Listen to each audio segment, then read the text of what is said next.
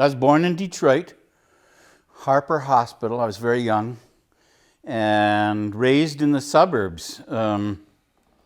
Southfield, Michigan, really suburban, sort of Ozzie and Harriet values, except my father worked hard and my mother worked a bunch of different jobs. And I went to grade school and started right away with a learning disability. I'm dyslexic. And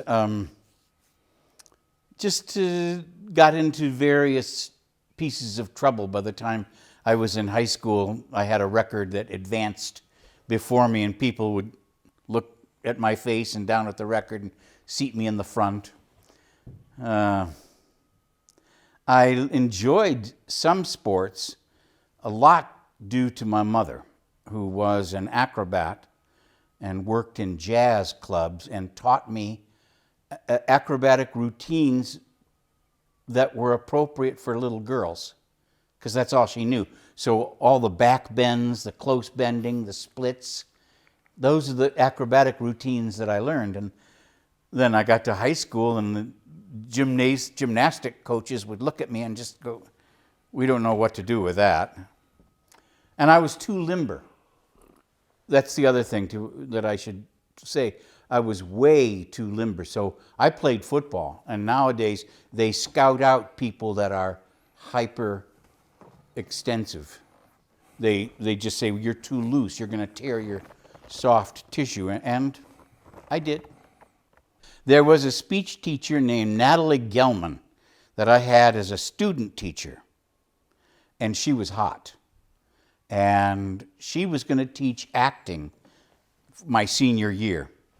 And so I took acting my senior year, and then she got swapped out for a woman named Mrs. Bortz, Virginia Bortz. And I was just waiting till I could change the course, get into this Natalie Gelman speech class again. But I auditioned for a play, The Bad Seed, and I loved it. And so I kind of shifted. I didn't have any social status with, the cool guys with their hairs all greased back, and the really cool guys who had new frat uniforms, I want to call them. But I didn't fit in with any of the groups, and then I got in with these theater people, and I liked it. And I liked that I could do it well. I never knew that I could memorize whole pages of stuff in an afternoon. I got wrapped up in the days of rage, the politics, and smash the state, trash it. And then Kent State happened, and all hell broke loose on Eastern Michigan and University of Michigan. And I got into some trouble and walked away from a scholarship. In the spring of '70, there was a student strike at Kent State University in Ohio, and the National Guard was called in. And a unit of the National Guard went rogue and fired on demonstrators, killing 4. And it makes me cry now, and I have goosebumps. And I was very, I guess, affected. I feel like saying disaffected. I was, along with most of the young people in the country, really affected by it. Yeah. And this is a time of Vietnam, and there was a race uprising in Detroit in '67. It was a time of upheaval. My father and I had terminal mass arguments. He was my country right or wrong, and I was, I'm trying to make the country better. And we didn't reconcile until years later, and the Pentagon Papers had come out, and Walter Cronkite was against the war, but I had already kind of run away, and it took us years to get back together. So there was all this turmoil going on socially. You were in theater, you did 2 years, and then what happened after you finished, you I left wandered school? away. I really hitchhiked to Boston, where I had some friends that were folk singing in, and I was going to join them. I was going to be a folk singer. Hootin' Nanny, hootin'. And then I found out I really can't sing. And so for a while I would try reading poetry, like Richard Brautigan or Dylan Thomas. And, you know, if you've ever tried reading in a coffee or a dinner theater, it didn't work out for me. I auditioned for a play in Boston, and I got cast. It was The Architect and the Emperor of Assyria, and it caused a huge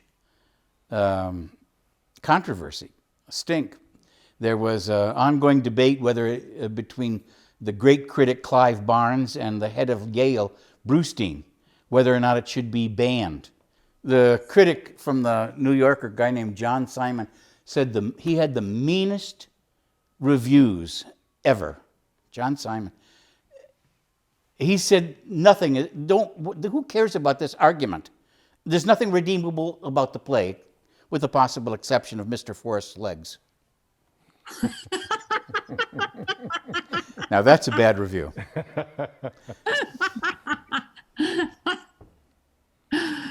That's awesome. That's really great. Well, then that play closed, and I hitchhiked to Manhattan, and I stayed for a couple of months in Hell's Kitchen with college friends. And then I got a job at La Mama with Tom Ian. I forget what the show was called, The White Whore and the Bit Player. He's the guy who wrote Dreamgirls, but he had a play that he was rehearsing called The Harmful Effects of Mind, Air, and Body Pollution in New York City. And Clive Barnes, again, came to see it and let Ellen Stewart, the head of La Mama, know that he was going to give it a rave. So Tom said, well, wait, I want to change the name. Let's just call it The Dirtiest Show in Town. Genius. Dirtiest Show in Town. It's opening day, it sold out for 2 years. Oh my God. So I was a company understudy, and then eventually worked into that play, and lots of things happened. There were strikes and things, but we ended up on Broadway. We went from Dave, remember going to the Astor Place Theater? Yeah, for sure. We saw Blue Man Group in the same theater that I did 3 years in. I mean, after 3 years, you become a lunch bucket kind of actor. You got things planned before and after the play, and you show up at half hour and throw the makeup on and do the play. And then it moved. It was at this really hip theater. You know, it was just all the hippoisie from Broadway and Scarsdale would come to this theater. Then we moved to the McAlpin Rooftop Theater, 34th and Broadway. And it was meatpacker convention from Chicago, heating and duct people from other places, Illinois. And every night it was a different group of drunk white men. And there was some nudity in the show, but it was really about this clever interplay with people living in New York City. But every night we'd get, hey, you gonna take it off or not, Arnie? Get out of my way, boy. You're in the show too? It was gross. Oh no. But because of that 2.5-year, 3-year stint, I got a pension. It was a union. Wow. So then I got to San Francisco, and I started seriously with this acrobatics and juggling. And I had a juggling show. We made more money in 3 years juggling than I did all the time on Broadway. Wow. Passing the hat. And that was playing like at festivals or in Union the street Square. or the park? We Union got Square. permission to play Union Square, and yes, we got chewed out by Harvey Milk at the Castro Street Fair because we set up in front of his camera store. So we made good money doing that. And then we opened for Bill Graham for a while. The Bay City Reds, this was. It was Joan Menken, Danny Menken, Merle Goldstone, even Jeff Raz played in it for a while. Billy Kessler. It was a big act, 5 people. Yeah, that is big for a street act. Well, we'd start off with 4, and then there'd be a shill dressed up in the crowd saying, "Oh, look, you dropped one of your clubs," and we'd eventually work them into the act and push, pull, and a tearaway costume, and they'd be dressed up in this outrageous Reds costume. This is David here. Hey, can you just take one step back and let us know what prompted you to head out to San Francisco when you were happening in New York? I was happening in New York, but I was getting slowly sick of it. I went for a year without going above 14. No, I went to Max's Kansas City. That was on 17th Street, below Houston, east of A, west of 8th, a 1 mile square. And once in a great while, I'd go fishing, take the Staten Island ferry to Staten Island, and you'd get these fish, and they're all translucent, and they have globes glowing on them and warts and stuff. I am an outdoorsy kind of person, and I was failing. It was very hard to meet girls. Would have been easier if I had been gay. But didn't you see some particular work that... I'm getting to it. Oh, sorry. So I have to tell you this. I think this is worthwhile. I had some money left to me by my grandfather, who was not wealthy, but they left me some money, and my mother had it designated so it could only be spent on higher education. So I took a class called aerial acrobatics from a guy named Joe Price, and then through that I met Hovey Burgess and Judy Finelli, and I got serious about circus. Then the San Francisco Mime Troupe came to town with their famous play, The Politics of Heroin in Southeast Asia, or their version of it was called The Dragon Lady's Revenge. And it was a dream for me. It combined comic book stereotypes with cartoon acting. Just epic, large-scale acting, and I wanted to do that. I auditioned for them, and they said, well, if you're ever in San Francisco, give us a call. In the meantime, they took some academic kid, Jay Hamburger. Anyway, I got out to San Francisco, and there had been a revolution, and all of the white male jugglers had left and formed the Pickle family circus, it was the Big Apple Circus.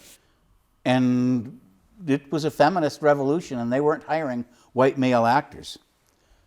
So I loved the Mime Troupe, and I tried to get in over the course of the next couple of years, but it never really worked out. I did plays for them, and I met their great director, J.L. Weissman, and he directed me in a couple of juggling acts and one children's show.